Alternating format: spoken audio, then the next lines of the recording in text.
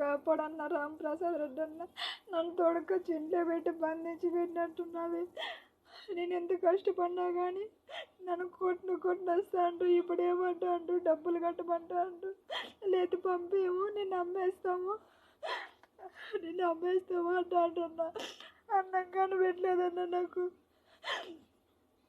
పొద్దున్నే బయట వేసి పెట్టేసినారు నన్ను.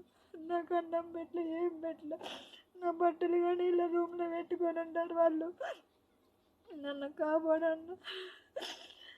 వాళ్ళు ఏమంటానండి, ఈసా తీసినాడు నువ్వు పారిపో, నువ్వు ఇక్కడ నుండి నువ్వు పారిపో అని అంటున్నాడు అన్న. నేను పారిపోవాలంట. నేను పారిపోతే నన్ను ఎవరన్నా కాపాడేది. నాకన్నా బిడ్డలు ఉన్నారు, 3 ఆడబిడ్డలు నాకు.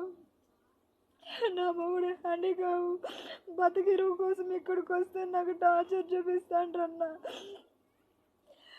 ఇంతవరకు అన్నంలో నీళ్ళు లేదన్న నాకు. పొద్దున్నే ఎత్తుకొచ్చి బయట వేసినారు నన్ను. ఈసా తీసినాడు. ఫోన్ చేసి నీకు ఏమైతే చేసుకో అంటున్నాడు. వాడి ఇంటికాడ ఉంటే నేను ఫోన్ చేస్తే బ్లాక్ లిస్ట్లో పెడతా అంటున్నాను అమ్మారు. నన్ను కాపాడన్నా.